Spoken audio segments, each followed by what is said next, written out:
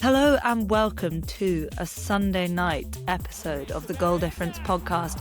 The nights are drawing in, the evenings are getting colder, Liverpool are losing and Arsenal are top of the league. Consequently, Scarlet, we can barely keep her on the floor. In fact, I think she's floating somewhere in the top left-hand corner of her camera while I am firmly anchored to the floor. That's what you wanted, Arsenal listeners, and you got it. So today is going to be all about how good Arsenal are and how shit Liverpool are. Let's go. Okay, Scarlett, let's start with you. You were at the game on Saturday. You were in the live fan broadcast. How was that? It was really cool. Basically, it's like part of the Arsenal live coverage of the game. So the Arsenal.com do their own build-up. And you are in a studio. I think it is usually with Jeremy Aliadier, which is like randomly generate an Arsenal player and then you get him. But I mean, I was trying to think about, like, when I met him, I was trying to think about, like, what do I remember you for? And I think he scored in that crazy League Cup game at Anfield where Julio Baptista got 4. The 6-3. Yeah. So that's what I remember him for. Okay, look, so Arsenal are sitting pretty. You were a point clear at the top of the league. That didn't look entirely likely 3 weeks ago when we kicked off after the last international break.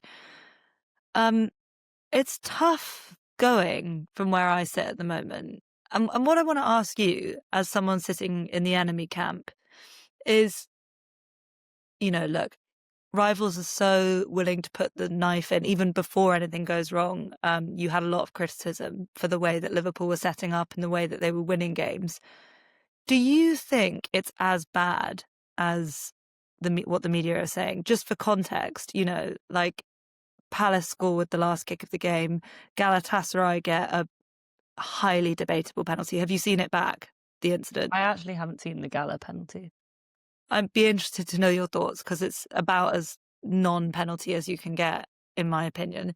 And then, of course, last night's game could have gone either way and Chelsea find the winner in the 95th minute. So I just want to ask you, do you think it's as bad as people are saying? Is the reaction disproportionate? What do you think's going on at Liverpool? No, I don't think it's as bad as people will say, but I don't think it was as good as people said when you were winning either. It's that classic pendulum of if you score the late last minute winner, then this is the stuff of champions, and if you concede it, then you're in crisis. I think we talked about it last week, but I always feel like, the realistic assessment of where things are is that Liverpool are a point off the top of the league. That's the realistic assessment.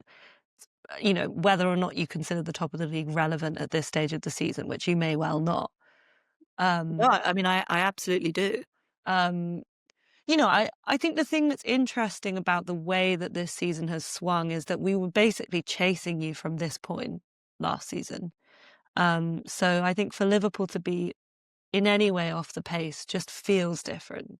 But are you off the pace if you're 1 point behind? No, you're sort of exactly where you need to be. And I don't necessarily think Liverpool as a club thrive on being the favourites. So I think, if anything, let Arsenal have a bit of that heat and scrutiny. Not that they were without it before. That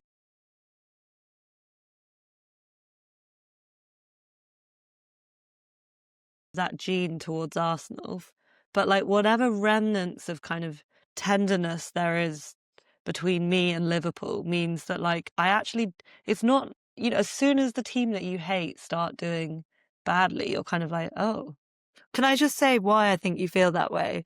It's because we don't, at Liverpool, and I lament this sitting where I sit, but I suppose it makes the highs higher. We don't fail by half. When we fail, it's spectacular. It's, bombastic failure and conceding, last minute goals with the last kick of the game. It's literally live by the sword, die by the sword. And that's what we saw with, scoring the late winners, from scoring the late winners and being on top of the world to being on the end of two late winners. And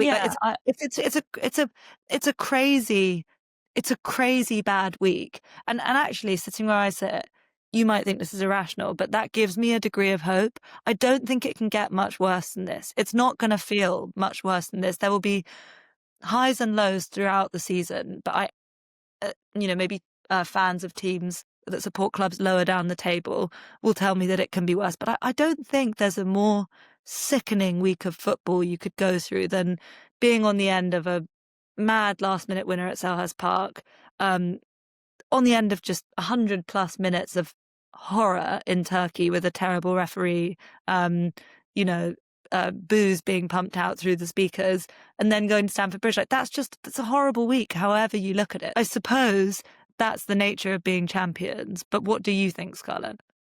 Well, I think you've cycled through about like 4 different arguments in that soliloquy. It's hard to kind of hold on to them. But the first one was Liverpool are the centre of the universe and fail spectacularly and fail better than everyone else.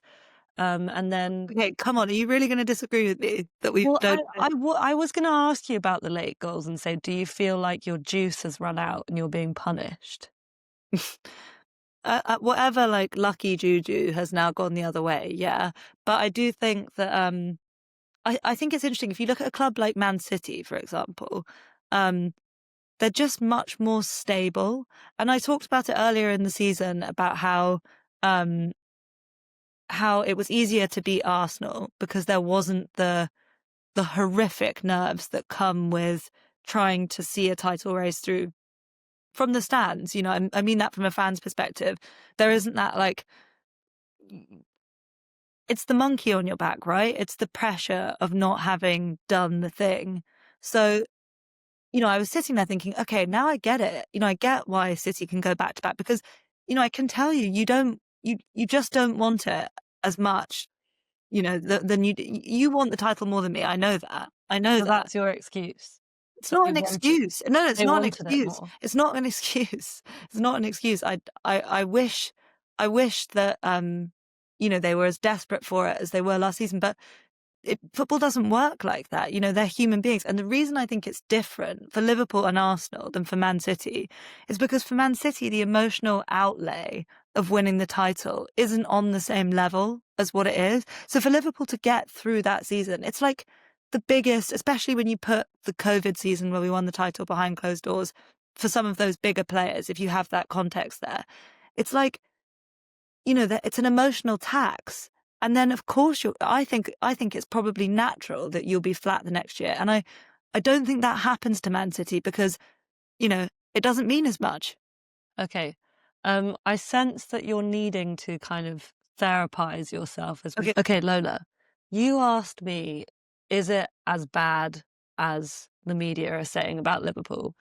Um, I haven't really been aware of Liverpool being particularly crucified, but obviously I'm no stranger to kind of Sky coverage being Sky coverage. Um, so I would put this to you. I don't think it was as good as they were saying it was when you were winning.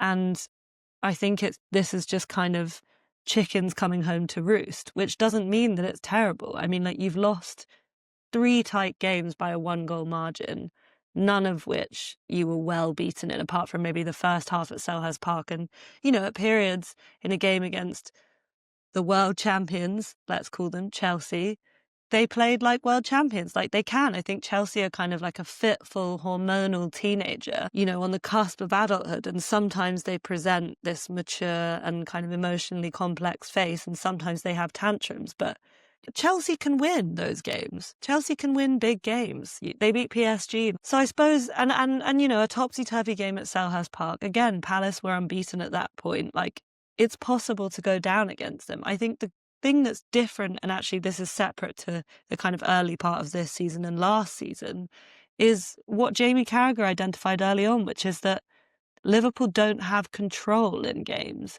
Yeah. And I do think, and what I was saying before when you were winning, is that you need games like the West Ham game Arsenal played, which was, I mean, honestly, if you ask me in 2 weeks any specifics about the game, I probably won't be able to tell you, apart from the fact that Rice scored against his old team and it was Saka's 200th Premier League appearance. You know, you need games where nothing happens, but you win, because as McAllister said in his Players Tribune piece that made us both cry, you know, he said like a title run in the Premier League is hell or something. And it's a long, long, long stint of just having to go and go. And I think if you're expending energy all the time, desperately chasing games or desperately keeping a goal out, it's not sustainable. And Yeah, and I think this is the thing that I come to, and I just don't understand about what Liverpool are doing. I don't understand. It wasn't broken. So what is Slot doing? Is it because he's trying to accommodate attacking players that he thinks will make you better? Like, what's the no, deal? no. Unfortunately, it's about largely actually, and in lots of ways about the man who you've just mentioned, and that is Alexis McAllister, who, I know he does divide opinion somewhat amongst opposition fans, but I think there's no doubt that through much of last season he was the best midfielder in the Premier League. I don't think that's, a mad shout. Um, he's he was incredibly essential to all the good things that Liverpool were doing. And one of the main good things we were doing is progressing the ball through the thirds of the pitch, I think, more effectively than lots of teams. We had a simple system which would involve Gravenberch getting the ball off the centre backs, beating the first press, and then it goes into McAllister. And McAllister was a genius at finding space in between the lines, and he was very, very good at feeding Diaz, feeding Salah, and keeping the ball. It's a cliche, but it's a cliche for a reason. He kept the ball ticking over in midfield, and he was also someone who could take a risk and break the lines. And honestly, Scarlett, last night I found myself screaming at the TV, which is going to make me sound like a horrible living room fan. But we all have our moments, and I do want to talk about mitigating factors and all that stuff at some point, but I was screaming, pass the ball to a red shirt, just find a red shirt. And that's the biggest issue, I think, at the moment, is individual confidence and individual errors. And McAllister is a huge part of that, because he has not even strung together 10 minutes of looking like himself, of looking commanding, of looking dangerous, and looking athletically involved in the football match. So I don't think it's a case of Slot trying systemically to do something dramatically different. I think some of his key men are quite seriously misfiring, and then the new parts that he's trying to put in. Poor Florian Wirtz. I mean, I don't know, did you see the chance that he set up for Mo Salah just after half time? Yeah. I mean, that is his Liverpool career in a nutshell for me, is like moments of sublime quality and let down by those around him. So in answer to your question, I don't actually put too much blame, if you want to use that word, at Arne Slot's door. I think there's some individuals right now who are a long way below their best. And the reasons for that, unfortunately, may not be footballing reasons. Okay, so let's come to Wirtz, because I have a contention for you that I think is fair. And I obviously am like a kind of Twitter hater of Wirtz, but I recognise he's a really good player. And that back heel was sublime. It was brilliant. And I've seen him, watching him up close at Selhurst Park, he was getting crowded out a lot of the time, but I thought his intent was really amazing. Like I said about the athletes in the Premier League, I think the competitiveness and the desire to create something is impressive when you see it up close. And that probably sounds like nothing, but it did really come through. Like, he's just constantly trying to cause a problem. But he's created the most chances for Liverpool or in the Premier League or Created something. the most chances in all competitions of any player in the Premier League. I would still contend, though, at the price that you paid for him, that is not enough. And no, can I just finish?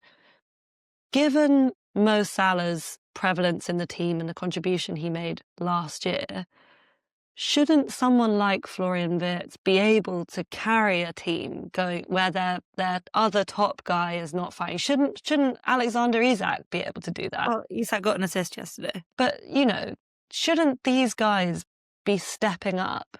They're not mugs. They're not youth team players, but they're not taking any authority. The answer to that is no, and I'll tell you why. Because if Mo Salah is misfiring, which he is, badly, Mo is too bad to be true at the moment, and he's undroppable in my eyes. Like, you don't send a message to a player like Mo Salah by dropping him. Like, at some point something's going to go in off his bum, and then he's going to be okay. Well, he's scored a few this season already.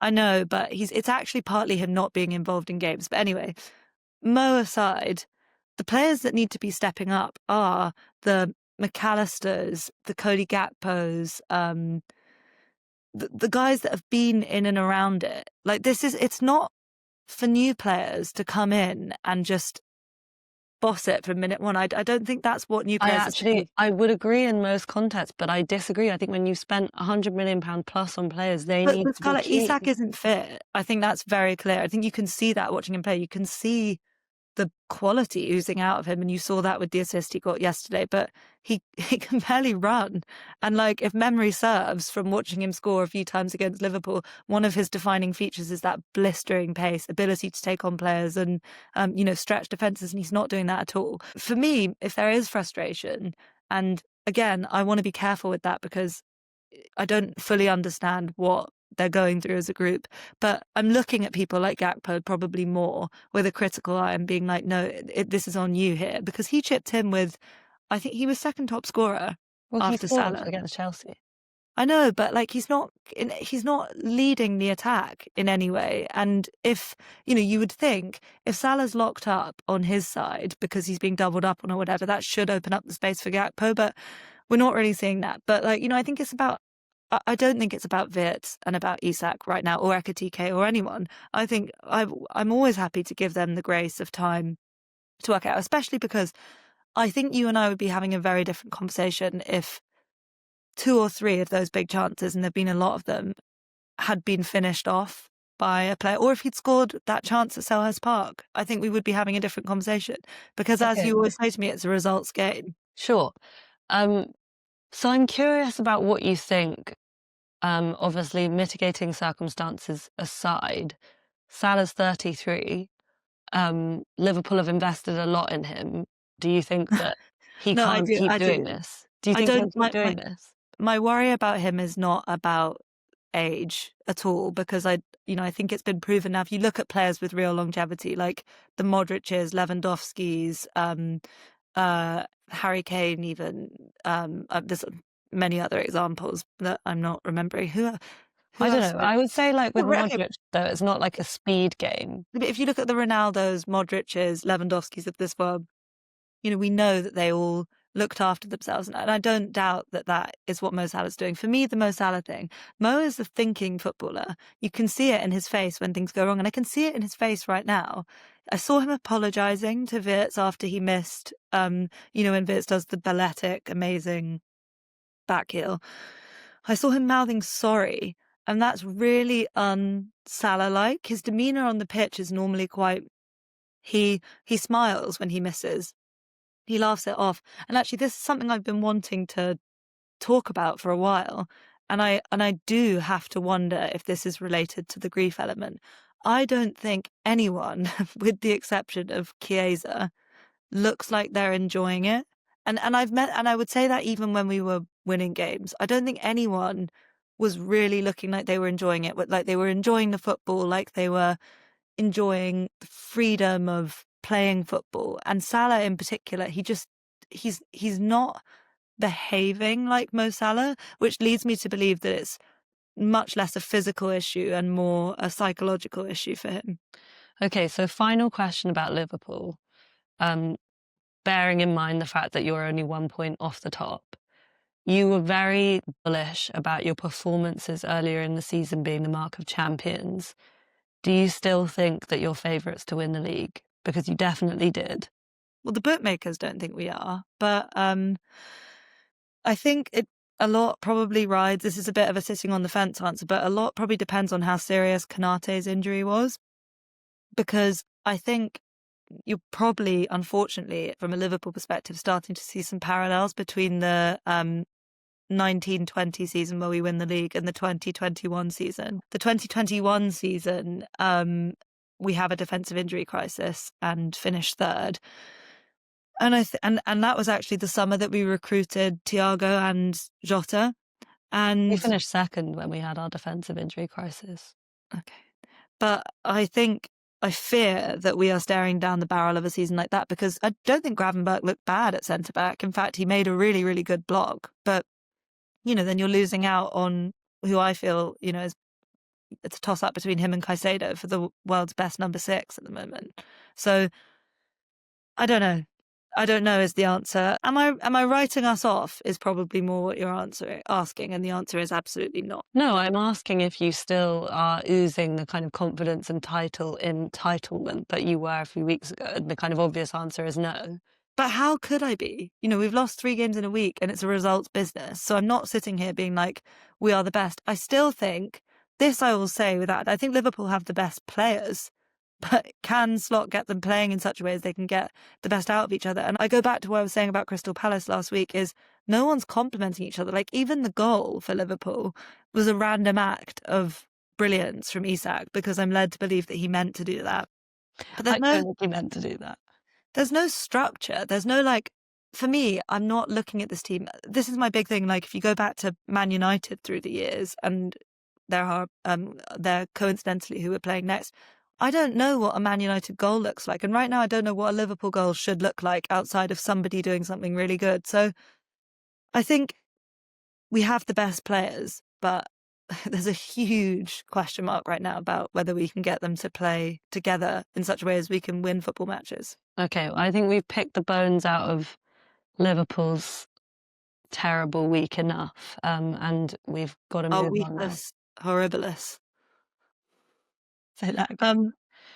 Weakus horribilis. Okay, Scarlet, let's move on to what was a triumphant day for you. And I know how these swing weekends feel. They feel tremendous. They feel like they're a superpower, because it's like snakes and ladders. You literally jump ahead 3 spaces when your rivals drop points. So it was, in the end, a really relatively straightforward day against West Ham. Were there any moments of jeopardy for you in it? No, I mean, West Ham didn't have a shot on target, and they never created a single moment that had me in any way unsettled. I think the thing that gave me pause and concern was the fact that we didn't score early, and we should have scored early. I don't know if you saw Eze missed an absolute sitter, like an unbelievable sitter, right in front of me, actually, because I was in the middle in the clock end and I just saw it coming up towards me. I really don't think Arsenal got out of second gear in that game, and that's the kind of, is it the 3rd game in a row? No. We had Olympiacos and then that, and I would probably put Port Vale in that category as well, maybe even Bilbao. But I think we didn't need to, and that was what was so kind of damning about it, was just, it was like easy as you like. I think the big talking point for Arsenal fans beforehand was that he started Eze and Odegaard together, and you'll be pleased to hear that Odegaard now has an MCL injury. So I'm not pleased. I heard he was crying when he came off, and that's not nice. But yeah, I mean, honestly, like, I knew immediately where we were going to be in the match of the day running order. My only observations about the game were, wow, West Ham hate us. This is a big game for them. And Timber's really good. Can I go a little bit bigger picture? Because I think, as you've identified, there isn't a huge amount to take from a game that we all expected Arsenal to win. I mean, I suppose the Nuno appointment was a bit of a curveball, because you never know if Nuno's going to have a suddenly magic nice guy effect and they're all going to like him a lot more than Potter. But they looked improved at the Hill Dickinson on Monday night. I gather that, as you say, no shots on target, so there wasn't a huge amount to take from that. So what I want to ask you about is fixtures. And I was looking at Arsenal's fixtures the other day, and really the only fixture, the next fixture for me that has a ring around it for Arsenal in terms of, that could be difficult, is Saturday, November the 8th, and that's 5:30 Saturday night away at Sunderland. Yeah. I look at Tottenham at home and think Arsenal should have more than enough. Oh, I don't know. I think Tottenham, I actually have been thinking about it since the summer, since the Frank appointment. Like, we joke about 3 Point Lane, and it's actually never easy to go there, even though we've won there, I think, the last 2 years. 3 seasons. 4. We won there in 23, 24, 24. Okay, last 3 years. I think Frank automatically makes that game more competitive, and Tottenham are more competitive this year. Like, I don't think they're on title pace, even though they are at the moment, but I think it's going to be a much harder game. So, no, I don't take that Tottenham at home game lightly. I mean, I would be disappointed if we didn't win it, but you can imagine what Thomas Frank is going to make them do in that game, and it's not going to be So pretty. It's not going to be your neat. next five are, funnily enough, lots of these are in London, which I actually do think is helpful for Yeah, Arsenal because it it's is. less travel. We've travelled a lot, and we don't travel for a while. I think we don't travel till like the end of November or something. So it's Fulham away, Crystal Palace at home the day before our birthday. God, if the Eagles could give me an early birthday present, that would really lift me. Come on, you Eagles. Although I did enjoy, they lost their unbeaten streak today. They kept doing this really shithousey tweet after every unbeaten game, being like, don't worry, updated the bio. And Everton, for all their scumminess, did their own, don't worry, we've updated the bio. And I was just like, yes. But then I look at that Sunderland game, and that's actually one that I have a real ring around, because I do think that actually, I mean, you've gone to St James's Park, so you've done the whole mad Geordie thing. But like, am I right? Am I right in thinking that you probably see that as the game with the most jeopardy in?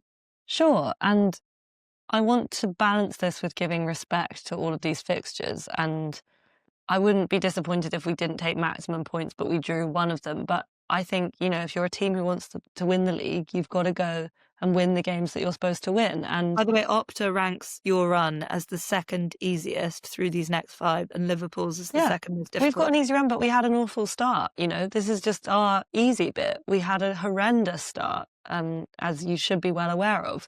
And we had a really tough start last season. I think the interesting thing, and actually what that West Ham game represented was, okay, now you've done the hard part. Now it's time to actually do the business, which we struggled with last season. We don't tend to struggle, as I've told you, in big games. We tend to struggle against low blocks, against, teams like Nuno's teams. So no, I don't think it will be easy. And, when you're faced with the kind of grim reality of the competitiveness of Premier League football and people flying into challenges and everybody desperate to win, it never feels easy. But I think if we're realistic, we've got to win the majority of those, if not all of them. And we've got to believe that we can, because that's what title form is. Okay, so the What's your question I want point? to ask you, what I'm building up to, is, do you think Arsenal can win the title in the next? Could Arsenal win the title by the start of December? No. But could Arsenal? But you know what I'm really asking is, could Arsenal put decisive distance between themselves and the chasing pack by that time? Um, no. Potentially between us and Liverpool, but I still think you have to consider City, and City have a middling run. I I think we're in a really cautiously optimistic position now. I don't think it's that cautious. I heard people singing we're going to win the league yesterday. But why shouldn't they? Like, it's just this is just classic double standards for Arsenal. Like, why shouldn't they? Sometimes they're too humble. They play Stoke ball. They don't believe enough, and then when they believe, it's too much. Well, you've Be scored confident. 16%. 16% of your goals have come from corners. But we've actually underperformed our XG in the last, I want to say 3 games. We definitely underperformed against Newcastle, underperformed in the week, and underperformed on the weekend. So the idea that Arsenal are winning this title at the moment through some kind of horrible it's just not true. Like, Well, no, I think, look, Beth Lindop, a Liverpool writer for ESPN, put what I thought was a very sensible tweet out, which was, Arteta gets criticised a lot for conservatism, but Arsenal's defensive solidity is the foundation on which the success is built. So, credit where credit's due, the defensive record is excellent. And that let's point out, it must give you so much confidence. The midfield he started with against West Ham was Odegaard, Eze, and Rice. So Yeah. I mean, Don't take the handbrake and throw it in the bin. I personally am very happy with handbrake football if it delivers results. And to be honest, I look back on that Liverpool game now and I think different emotional context, different player availability. And I understand trying to be competitive. I think what this team has demonstrated kind of after that, and, it is post hoc, post Newcastle analysis, though I sort of feel equally about our title chances afterwards as I did before. I think the difference is what everybody else thinks. I think we're causing more and different problems to teams. Even if the ultimate result is that we go and score a set-piece goal, which it has been, Gyökeres is bundling through. He's occupying defenders. Calafiori's hitting the post from a shot outside the area. There's just more strings to our bow now than there were. And I do think, as much as it's a moan, a lot of the Arsenal creativity analysis was not factoring in the fact that many of our key creators were out with injury last season for significant periods of time. So I think, as we discussed at the beginning about the kind of analysis of Liverpool, the answer is always something in the middle. And, you know, there's absolutely no doubt that Arsenal's defensive solidity has been the foundation upon which our competitiveness has been built. But I just don't think it's true that we're not a creative team. Is the international break coming at a bad time for Arsenal? Yes and no. I mean, we've now got more injury concerns. I'm hoping to see Hincapié for more than 5 minutes in an Arsenal shirt when we come back. Rice went down injured. I don't think he'll play in the internationals. Odegaard obviously Is has that his ankle tactical? injury. People were saying that, but I don't know. No. And then, you know, hopefully Havertz is on his way back at some point. So I think, look, it's a risk. It seems like just Arsenal's luck that, you know, 3 or 4 players will go down injured. That seemed to be what happened every international break last season. But I also look at it as an opportunity to rest and recover after a very intense period of football. Okay. I think we're going to leave it there, but not before I ask you one final question, and that is, Scarlet, what were you wrong about this week? That's a good question. I should have been prepared for it. I was wrong about Wayne Rooney. He's a really good pundit, and he's actually a clever guy. And I'm sorry that I thought that he was a dumb, angry, annoying Shrek. He just looks so old. Sorry. Yeah, but you know what? He's like Arsenal's only defender among that pundit class of like ex-United players and Jamie Carragher. And it's really refreshing. So I was wrong about Wayne Rooney. I like him now. What were you wrong about?